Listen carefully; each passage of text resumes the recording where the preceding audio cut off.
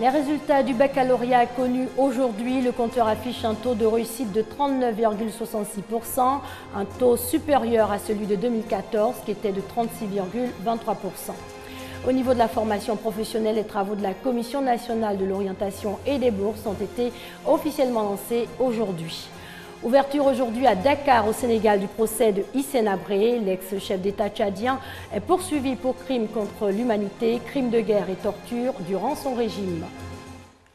Bonsoir à tous et merci de vous informer sur RTI2. Les résultats du baccalauréat ont été proclamés aujourd'hui par la direction des examens et concours. Cette année, sur plus de 220 000 candidats, 81 359 ont été déclarés admis. Le taux de réussite est de 39,66%, un taux supérieur à celui de 2014 qui était de 36,23%. Doigt des lasers. La moisson a été bonne pour les candidats aux examens du baccalauréat 2015. Sur 205 133 candidats présents dans les 375 centres d'examen sur l'ensemble du territoire national, 81 359 ont été déclarés admis par le jury, soit un taux de réussite de 39,66% contre 36,23% en 2014. Selon la directrice des examens et concours, Mariam Nimaga Dosso, ces résultats ont été obtenus grâce à l'engagement du ministère de l'Éducation nationale et de l'enseignement technique dans la mise en œuvre d'une politique éducative de qualité. Le taux national d'admission a progressé de 3,43% par rapport à 2014. Il faut aussi noter que sur les 92 250 filles présentes, 36 811 sont admises, soit 39,90%. Et sur les 112 882 garçons présents, 44 547 ont réussi leur baccalauréat avec un taux de 39,46%.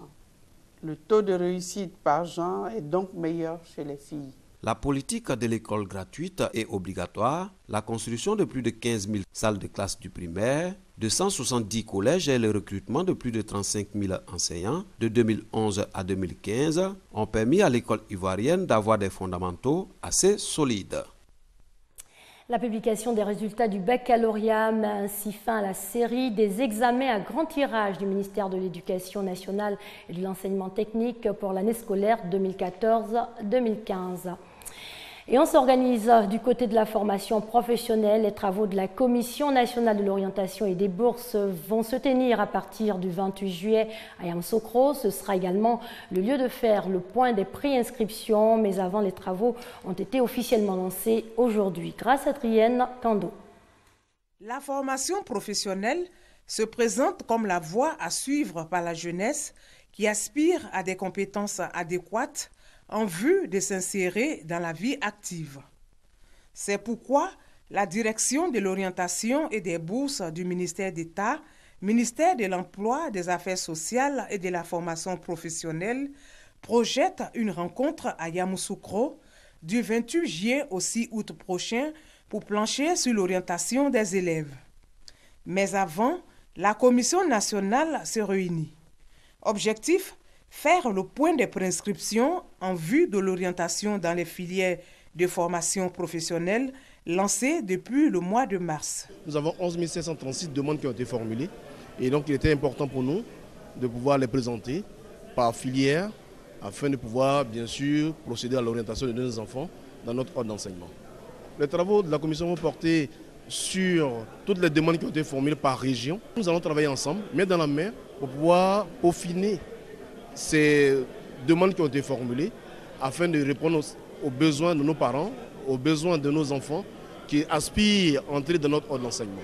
Je vous exhorte à travailler avec rigueur, abnégation, pour que les résultats de vos travaux soient de qualité, pour qu'il n'y ait pas de contestation. Les fondateurs d'établissements font des propositions pour l'insertion des jeunes. Nous avons des locaux, nous avons des équipements, nous avons du personnel qualifié et nous sommes tout ouïs pour toutes sortes de propositions qu'ils aimeraient bien nous faire pour que au moins ces enfants-là puissent continuer leur circuit et aller devant. La rencontre s'est achevée par la distinction des meilleurs directeurs régionaux et départementaux du ministère d'État, ministère de l'Emploi, des Affaires sociales et de la formation professionnelle. Direction Sakassou, la réorganisation des services de santé est à l'ordre du jour. Un programme financé par l'UNFPA à hauteur de plus de 100 millions de francs CFA. La salubrité, la lutte contre la mortalité maternelle et infantile sont en première ligne dans ce projet de restructuration. C'est ce que nous rapporte Kwayo Kwame. Organisation de jeunes, de femmes et praticiens munis de divers outils d'entretien se sont attaqués aux coins et recoins insalubres de l'hôpital général de Sakassou.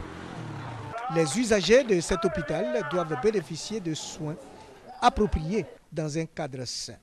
Initiée par l'UNFPA et d'un coût de plus de 100 millions de francs, la réorganisation des services de santé vise à réduire le taux de mortalité maternelle et infantile et permettre aux structures sanitaires de fonctionner dans un esprit convivial.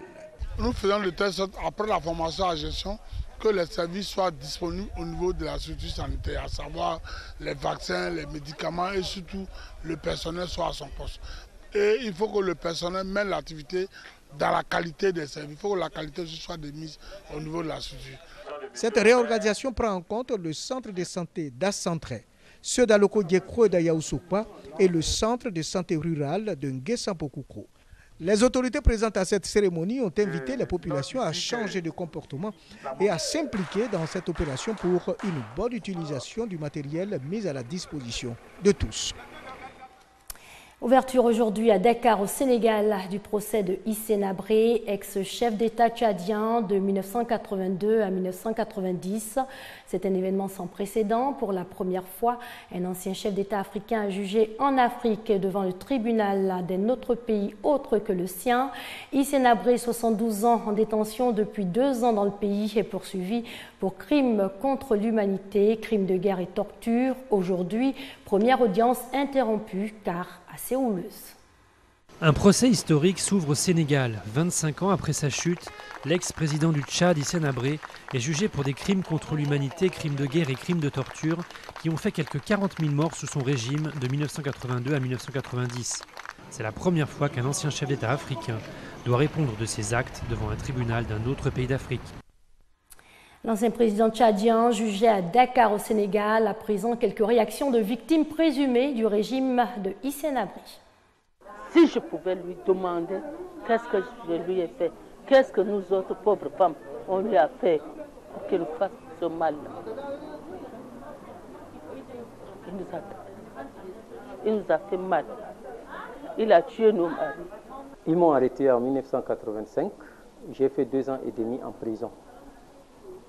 Chaque jour, on me torture. À 2h, 3h du matin, on me torture, on m'enlève, on me torture, on me tape, on me met des électricités. J'ai même des séquelles là. Ça va être un grand rendez-vous. Hein? Ouais, c'est un grand jour pour nous. Après 25 ans, c'est pas toujours aisé. Hein? Mais il faut le faire. Nous sommes arrivés au bout du tunnel, comme on le dit.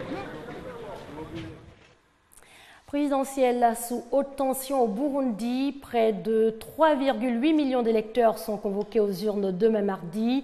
Un scrutin dénoncé par l'opposition et la société civile ainsi que la communauté internationale du fait de la 3e candidature du président sortant Pierre Nkurunziza. Candidature jugée anticonstitutionnelle, la mouvance présidentielle a décidé samedi de suspendre sa participation au dialogue politique qui était en cours depuis mercredi. L'opposition, elle, a décidé de boycotter les élections de demain. Après 3 semaines de fermeture, les banques grecques ont rouvert ce lundi matin. La décision gouvernementale visait à protéger le système bancaire des retraits massifs. La Grèce qui n'est plus en défaut de paiement, le pays s'est enfin acquitté aujourd'hui de ses arriérés auprès du FMI. Les banques grecques ont rouvert. Après 3 semaines de fermeture pour protéger le système bancaire de retraits massifs, c'est un début de retour à la normale. Les Grecs pourront retirer cette semaine jusqu'à 300 €, puis 420 ensuite. Le contrôle des capitaux reste néanmoins en place, notamment l'interdiction de transférer de l'argent à l'étranger pour éviter des défaillances bancaires. Après 54 ans de rupture, les relations diplomatiques entre les États-Unis et Cuba se normalisent. Ouverture aujourd'hui des différentes ambassades. Accélération dans le rétablissement des relations diplomatiques entre les États-Unis et Cuba. Washington et La Havane ont officiellement rouvert leurs ambassades respectives lundi. Le drapeau cubain flotte désormais au département d'État américain à Washington. À La Havane, le bloc de béton et de verre du boulevard du Front de Mer sera transformé en ambassade américaine. Le drapeau, lui, ne sera hissé que lors de la venue cet été du chef de la diplomatie John Kerry. En image, au Yémen, au moins 57 civils ont été tués hier par des bombardements attribués aux rebelles chiites Houthis à Aden. Le gouvernement en exil avait pourtant déclaré cette grande ville du sud du Yémen libérée. L'Arabie saoudite, vous le savez, est un pays ultra-conservateur. Malgré cela, le royaume a vu ces dernières années le développement d'une scène d'art moderne de plus en plus vivante, particulièrement dans la ville côtière de Jeddah. Rencontre ce soir avec ces artistes saoudiens au visage moins conservateur. Ahmad fait partie de la nouvelle vague des artistes saoudiens. Formé aux États-Unis, il a installé son studio à Jeddah, dans un pays ultra-conservateur où la liberté artistique est encore balbutiante. S'il n'y avait pas de restrictions et que nous étions totalement libres, nous n'aurions pas l'impression d'avoir de rôle ou de culture, et notre art serait comme n'importe quel autre art. Mais ces limites poussent les artistes à être plus créatifs dans la présentation de leur travail.